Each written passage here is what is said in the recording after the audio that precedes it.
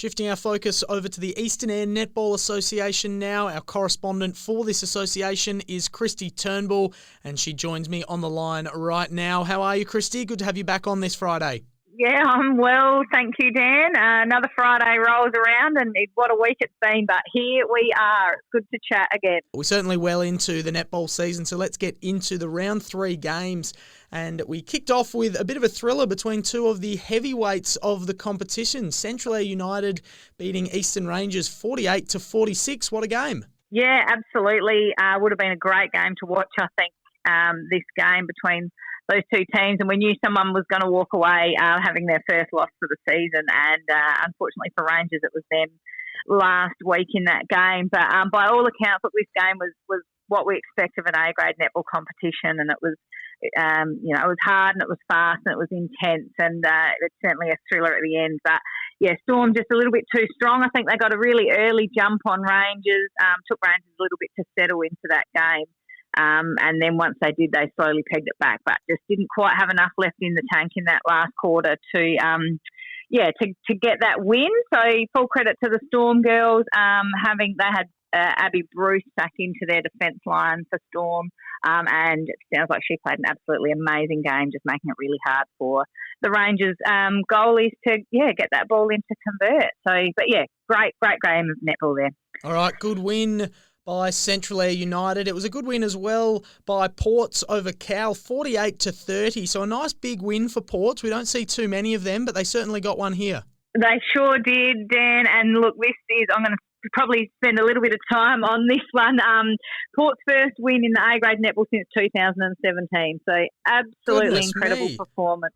Yeah, it's been a long dry spell for those Ports girls and the Ports club as a whole to see those A-grade girls get a win on the board, and it was a very comfortable win at that against a strong Cowell side. It was a great game of netball, and I think I said to you last week that I just haven't seen the Ports girls with this hunger and this intensity on the netball court for a solid 4 quarters for a long time, and they did in their first game against Storm, and they came out exactly the same in this game against Cowell, and it was very, very close right up until half time. It was sort of goal for goal, and only a couple of goals in it at the long break there in the middle. But look, Cowell played a great game. They had defensive pressure all along the court, but the more pressure they applied, it just seemed like the more that these Ports girls lifted, and they were hungry for that win, and they certainly deserved that win.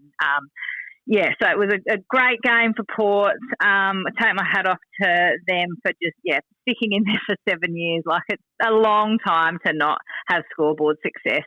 And there's some players in that team that haven't had a win for that long, that whole period, because they've played in the A grade the whole time. So yeah, certainly great for the club, great for the girls, and look forward to see what happens in the rest of this season. 7 years is an amazing drought, and I can't even imagine the mood of some of those players after that win. I mean, 7 years without a win, a lot of teams would just fold after a dry spell like that. But the Ports girls clearly stuck it out, and there must have been just feelings of pure joy and elation after this one. Yeah, look, it was just there was happy tears, there was the champagne flowing, and it flowed for the rest of the night, I think, for some of those girls. And it was just one of those moments that as a club, people just really got around, and the footballers and the rest of the netballers and our spectators really got around those girls and could see how deserving they were of the win. And to that point, Dan, actually, the whole association, there's been so many messages coming from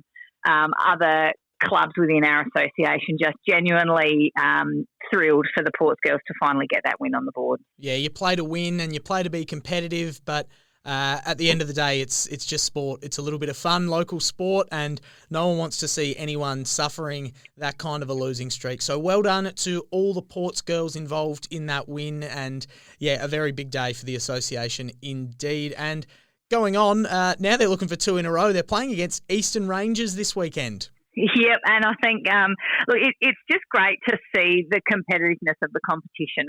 We spoke about it last year. There was a great gap between our top 3 and our bottom 2 teams last year, and I think that gap certainly closed this year. And this week will be the telltale against Rangers with the Ports girls. We saw how close Rangers and Storm were last week. We know Ports got fairly close to Storm in the first game. So I expect that this game will be a very evenly contested game once again. It'll be hopefully the Ports girls. I think they'll come in floating on air after that win last week. But again, I'll always say can't underestimate Rangers. They're a strong team. They're a solid team. They know how to play a great team game. They know how to play netball, and they have that desire to win as well. So we can only ask for a close game. All right, and Central Eyre United had a good win last week. They're on the bye this week. Kimber Districts were on the bye. They're back in action. They're travelling to Cowell. Yep, and after the bye and that loss to Storm the week before leading into the bye, I think Kimber will be fairly well rested. They would have had a fairly solid couple of trainings, and they'll be keen to come in to this game against Cowell. Basically all guns blazing, I think. Cowell, again, like I said, they're settling as a team. They're a very new look team this year. They've got a lot of changes in that A-grade team. They played a great game last week, and they're just going to get better and better as the weeks go on, and they find their combinations that work for them. I think it'll be, again, hopefully another really good game, and I think, I think Kimber will probably get it. They'll have that fire in their belly. They won't want to come off a bye and into another loss so early in the season. They'll want to cement their status of that they seem to have year in and year out of one of the grand final contenders.